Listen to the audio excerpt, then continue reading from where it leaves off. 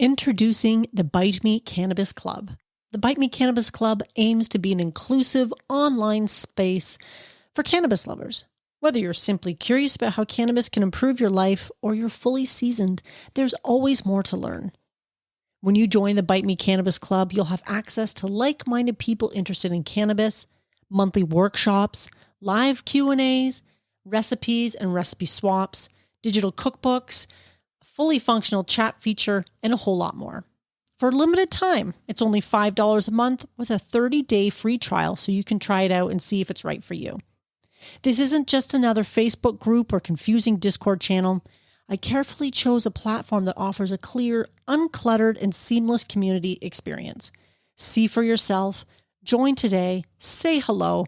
I can't wait to connect with you there. Join the Bite Me Cannabis Club today. Link in your podcast app.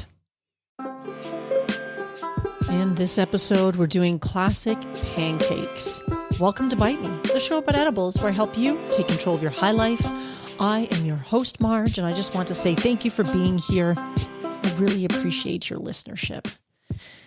I'm excited about this particular episode because I happen to have a real fondness for pancakes. But before we get into this week's episode, I just want to give a shout out to someone special. That someone is Jack. Jack hails from Ontario, Canada. Actually, he hails from my hometown. And he just became a member over at Buy Me a Cookie. And that means he's signed up for a monthly membership. And I just want to say thank you so much, Jack, for your support. I really appreciate it. So I want to give a big shout out to Jack for joining the fun. And if that's something you're interested in doing, you can always find a link to buy me a coffee on my website, I believe, probably in the show notes for this as well. And people can sign up monthly or just do a one-time donation to help support the podcast. Every little bit helps. It can be quite surprising sometimes how much money it can cost to run a show like this. So all these types of things are always appreciated, big or small. This episode might be a little bit shorter today.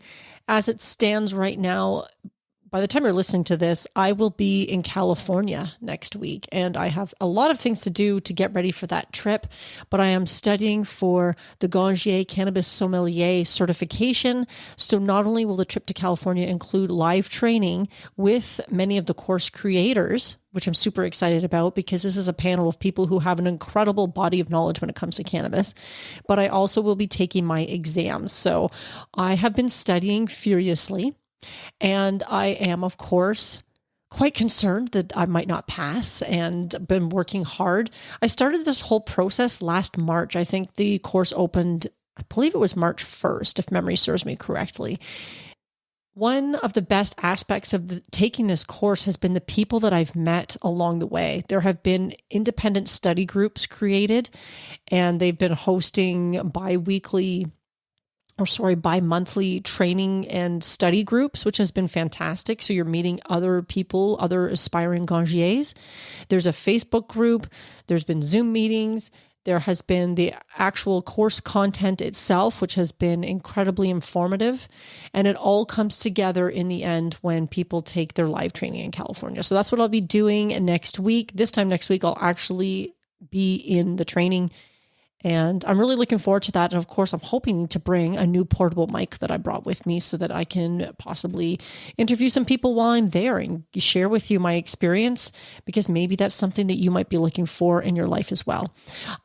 And if you're wanting to further your education as far as cannabis goes, I will link to it in the show notes so you can check it out for yourself. It is a first of its kind program like this. And I think it has been invaluable, what I've picked up from this. And I really hope to bring a lot of that knowledge and insight to Bite Me the show about edibles so that I can keep bringing you guys interesting content when it comes to edibles specifically. So if you have any questions about it, by all means, feel free to hit me up in all the usual places. But stay tuned to learn more once I'm hopefully a certified gangier. Fingers crossed. I'll be working pretty hard this week. So, pancakes. I happen to love pancakes. I am surprised that I've never done pancakes before for this show because I happen to love pancakes, even more so than waffles. If you're a waffle fan, that's great. You could probably use some of the tips in this episode for that as well. But I really do love pancakes made from scratch. And they don't really take that long. And normally I spend most of my mornings making a smoothie for breakfast because it's quick and easy and I can pack a lot of nutrient dense foods into one blender cup. And I have to admit, my smoothies do tend to have quite a few ingredients. My husband's usually laughing at me in the morning because I've got all these, what he thinks are potions and powders that I'm dumping into this thing. But I feel like I'm trying to just cover all my nutrient bases in one tasty smoothie. Although I have to admit, sometimes if I run out of bananas, it's not always as tasty as I'd like it to be. The banana really pulls it all together and gives it a sweetness that makes some of that other stuff would probably otherwise be unpalatable. But I have a large ingredient list of things I put into this smoothie, but it still only takes me a few minutes to make. So I feel like I save a lot of time in the mornings when I'm trying to get ready to go to work at the dispensary, or if I'm still, coming into my home office to get some work done. And there's always lots of things to do. So I don't like to spend a lot of time in the kitchen in the mornings making stuff. And I'm not a huge eater. I actually went for a lot of years just doing like bulletproof coffee in the mornings. And that's the coffee I had coffee blended with an MCT oil. That's what I was usually using. I went through a phase though, where I was adding the MCT oil, and because anybody who's doing some of this bulletproof coffee stuff are often doing like a keto style diet. I wasn't necessarily super strict, but I was following it pretty closely. And I was adding cream in my coffee in the mornings. And it began to dawn on me that I was adding, it tasted so good because I had a blender cup that would really froth it all together in my Vitamix, and it was delicious. All I was putting in was coffee, maybe cinnamon, because cinnamon's a great blood sugar regulator. Ceylon cinnamon specifically. It has to be Ceylon cinnamon from my understanding, but excellent blood sugar regulator. So I was adding coffee, a bit of cinnamon, MCT oil, and the cream, heavy cream. So you can imagine how tasty that was. No sugar in it, but just rich and delicious. And I found myself drinking like a ridiculous amount of coffee in the morning. And I think it's because it tasted so good. And I can only imagine how many calories I was consuming first thing in the morning while caffeinating myself. And I think I just decided that perhaps based on some information I gleaned from, I did something like 23andMe and stuff, that perhaps sometimes all that saturated fat wasn't necessarily good based on my genetic profile. So I decided to cut that out and try something different. And I kind of switched to smoothies because I was still getting all the calories, but I was getting a broader range of calories from different places like, greens and things like that I felt were important to add into my diet. So anyway, not like you need to know all this information about how I prepare my food in the morning, but that's sort of the routine that I have. If I'm getting ready to go to work or work at my home office, a smoothie is a great nutrient dense and tasty thing that I can create in a few minutes and get on with my day.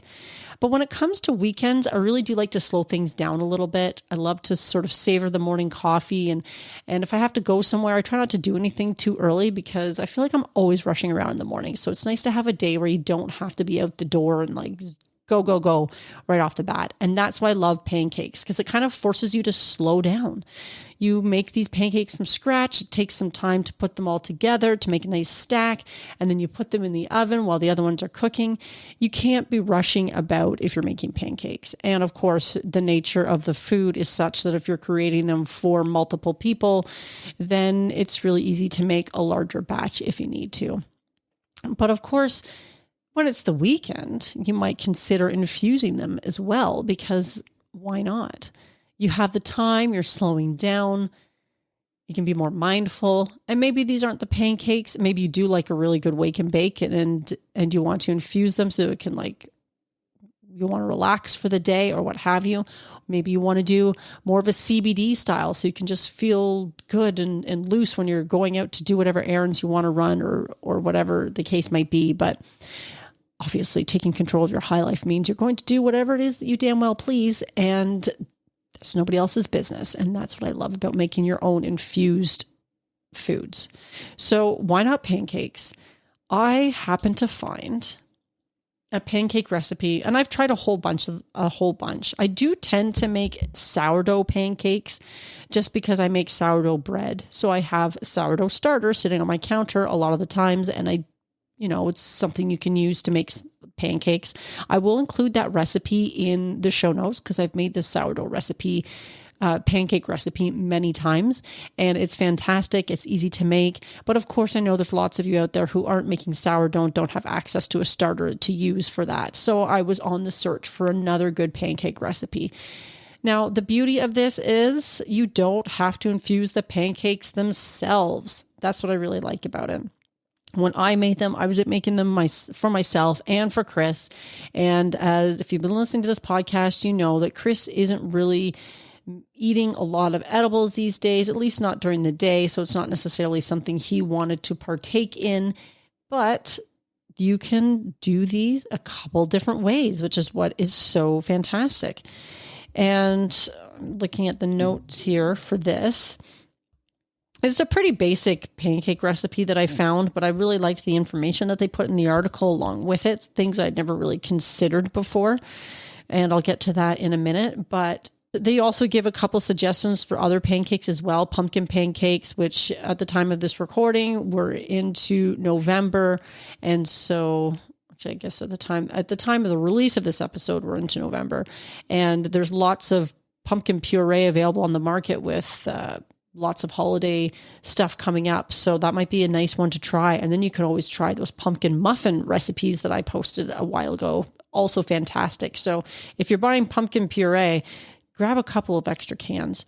So you can try that. There's eggnog pancakes. They suggest banana pancakes. I haven't really tried any of those. I just tried their classic pancake recipe because if you can't get that right, how are you going to get anything else right? So this one is pretty simple. And if you don't have all the stuff in your cupboard, you can probably fiddle around with it a little bit. It did call for milk, and I didn't actually have any milk in the fridge because I'm not a big milk drinker. Sometimes I'll have cream in the fridge if I'm making some things specifically. I like to buy a little extra for these types of occasions, and I might use like cream or half and half or something, but I didn't have any. So I just substituted that for water, and they tasted just fine. So if you don't happen to have any milk on hand, don't stress out about it. It also called for butter. And if memory serves, I think I used coconut oil instead. So once again, if you don't have the exact same thing that they list in this, you can work with what you have. Everything else is probably pretty important, of course, like the flour, the baking powder, salt, eggs, vanilla extract, and sugar. Pretty basic stuff. Most people, if you're doing any kind of baking, will have that on hand in your cupboard. Which reminds me, note to self, I need to add vanilla to my grocery list. But I do like how they put in the U.S. customary and metric conversions. So if you're listening to this outside of the States and you prefer the metric conversion, you can easily tap on that and change it over to a metric system that might be more convenient for you. So I did try this recipe out, and they were fantastic. Now, you can, of course, use your infused butter or coconut oil in this recipe. No problems. It calls for 4 tablespoons. So that would be about 1/4 cup. And depending on the potency of your butter, that may or may not give you the desired potency that you're looking for. But of course, it's always time of day and setting and what you want to accomplish during the day that's going to dictate what kind of potency you're looking for in that particular moment. But I didn't infuse these ones this way because, again, like I mentioned, I was making these for myself and for someone else who isn't really wanting to enjoy edibles. So what I did do was use an infused syrup on top. So what I like about this recipe is not only are pancakes pretty fast to make, I mean, of course, you do have to slow down your mornings. It doesn't take that long to make a pancake batter and put them in the pan. So it is a fairly quick one to make, relatively speaking. But if you are short on time, that infused syrup is a wonderful way to medicate your pancakes. And that way, if you have a favorite recipe that you love to use, or you prefer waffles or crepes or something like that, and the pancakes just aren't your thing, well, by all means, you can use an infused syrup and medicate them that way. And of course, that means if there's other people partaking and they're not interested in the infused aspect, then you can just make sure you have clearly labeled syrup jars, because you don't want somebody using your infused syrup inadvertently. What a disaster that would be. But just have them clearly labeled, and then everyone can enjoy your pancakes regardless of their preferences. So 2 ways to infuse this one. The syrup, of course, actually 3 ways to infuse this one, because if you don't happen to have syrup on hand, you could always, I don't know about you, but I always like to put a dollop or small, pat of butter or something on the top of the pancakes, and then put the drizzle of syrup. Sometimes I add a little fresh fruit if I have that, but you could also do the pat of butter or coconut oil on the top of the pancake as well. So that's an additional way you can infuse it. Or if you're really just looking to get like right fucked up, you could always do it all 3 ways. I think that would probably be too much for me, and I would be on my back on the couch, not getting anything done. But of course, sometimes that's what you need. Sometimes when you're stressed out, you're doing too much, you just need to like chill. And maybe if that's what you're looking for that day, you can infuse it all 3 ways. You can use the infused butter or coconut oil in the recipe. You can put the pat on the top of your pancake. You can drizzle it with your infused syrup when you're done. So that's one thing I really liked about this. I can't believe I haven't done classic pancakes before, but I will link to this episode, I will link to this recipe in the show notes. But the other thing that I really liked about this is they were talking about, there's a few tips about making good pancakes, such as one thing I didn't consider before is to get your ingredients out and then mix the batter and let it rest for 10 minutes, let the baking powder activate. And I've looked at a lot of pancake recipes over the years. I've never really seen one that suggested that. So I did try that. And the pancakes turned out light and fluffy and really good. So whether it was because I let the batter sit for a couple minutes or not, I'm not really sure. But if they suggest it, why not? So I did. They do suggest preheating the pan first, which of course makes sense. Greasing the pan, trying to keep all the pancakes a uniform size, which also helps keep them cooking at the same rate, because it can sometimes be easy to get distracted and then you don't want to burn your pancakes. And waiting for the bubbles to appear when you flip them, because that tells you it is ready to flip. But what I really liked is that they suggested, and I've never tried this, but freezing them. And I like this idea because as I mentioned before, we are getting into the tail end of the year at the time of the recording of this episode, and things are going to start to get busy. There's lots of holidays coming up, and it's just holiday season, and it just means that people tend to get busier as they prepare for the holidays and spend time with family and friends while still doing all their regular obligations. And if you're having any family or friends over during this time, having to feed a bunch of people in the morning can oftentimes be a little bit stressful. But this article says you can freeze pancakes. Have any of you ever done that? I have never done that. I usually tend to make a plate of pancakes and then I eat them all, but you could always make a larger batch. And then when you have time in that morning, make this larger batch and then freeze them for those occasions where you might want to pull something out and have pancakes on the ready. Now, what does it say? Make sure to cool your pancakes first. Lay them out on a sheet tray to freeze for about an hour. They suggest setting a timer so you don't forget, which is always a good idea because it's easy to get distracted doing other things, especially if you've infused your pancakes to some degree. Stack the frozen pancakes and place a square parchment or wax paper between each of them. And then you can place the stacked pancakes in a Ziploc bag and portion them at 2 to 4 a bag, depending on how many you think you might need. To thaw, pull them out of the freezer the night before and let them thaw in the refrigerator. You can reheat pancakes in the microwave for about 20 to 30 seconds each. Or you might have to reheat them the more traditional way, because if you're like me, you don't own a microwave. And there are times where sometimes I think I could really benefit from the use of a microwave, but then I think, that's just another appliance in my kitchen that it's just basically for reheating food. So I resist the temptation. But I know most of you probably have a microwave out there. So if you're going to be entertaining and having people over for breakfast, this is a wonderful way to quickly have something on the ready that is tasty, delicious, and you can infuse or not infuse depending on the people you're serving them to. Or maybe you just have a weekend where it's going to be kind of busy, but you want to remember those slow mornings You want those pancakes, but you don't necessarily have the time to make them from scratch. So there you go. You can pull them out of the freezer.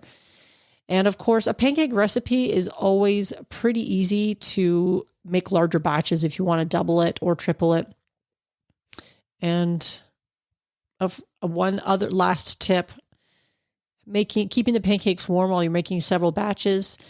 I usually just preheat the oven to about 175. They suggest 200 here. Something like that will be fine.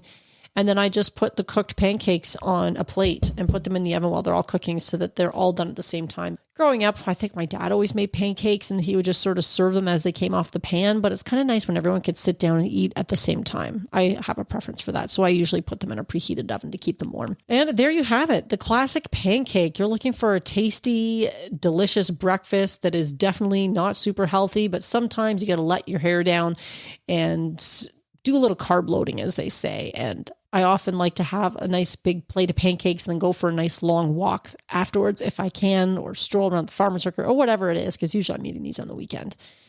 But I hope you enjoy this recipe, that you give it a try. Like I said, I'll post this recipe, and I'll also put the sourdough pancake recipe that I like to use in case you're a sourdough bread maker as well, and you have a starter that you want to use. And of course, if you have a favorite recipe, that will work as well. And you can just swap out the butter for your infused version, and if that's the way you want to go. And it's simple. It should turn out just fine. Or of course, just use your infused syrup or a pat on the top and the end. So many ways to infuse it. Isn't it wonderful, the wonderful world of edibles? So I hope you do get to enjoy a nice, lazy Saturday or Sunday morning. Try these pancakes out. Let me know what you think. And stay fed, my friends, and stay high. Thank you for being here. I really... Are you tired of trying edibles that are inconsistent in strength and flavor? Attempting to figure out your tolerance? Do you want to take control of your edibles experience and find the optimum combination of factors that results in the best outcome? If so, this edibles journal is perfect for you. The Bite Me Edibles Journal provides a convenient and organized way for you to track and record your edibles experience, whether it's homemade edibles or store-bought. It includes 48 fillable pages. It's sized 8.5 by 11 for plenty of writing space, includes information on calculating the potency of homemade edibles, and it was created by an edibles expert. Whether you're a seasoned edibles enthusiast or just starting out on your cannabis journey, the Bite Me Edibles Journal is an essential tool for anyone interested in enjoying their edibles to the fullest. Take control of your high life with this convenient and helpful resource. Add it to your Amazon cart today. Tap the link in the show notes.